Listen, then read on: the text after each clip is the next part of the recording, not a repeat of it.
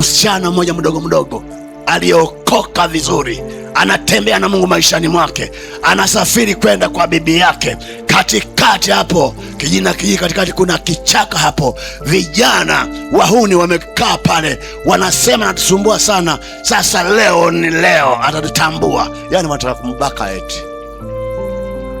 Watu wabaya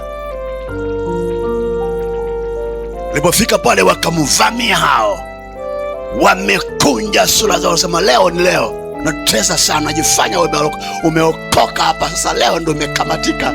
Akafurahi, maana aliyokuwa sura yake sana kwa na furaha.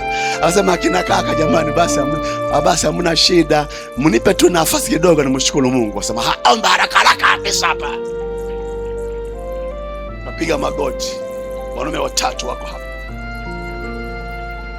kaanza kumuita Bwana, amefumba macho, anaomba.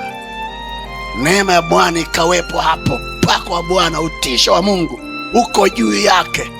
Akiwa amefumba macho, alisikia kishindo huko, manyasi, vichaka huko. Kuya usema amina, kuangalia, aliona miti natikisika kwa mbali, wanaume wanakimbia, wanaluka vichaka.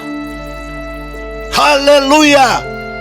Wameishia huko mbali. Akabeba kikapu, akaenda kwa bibi yake.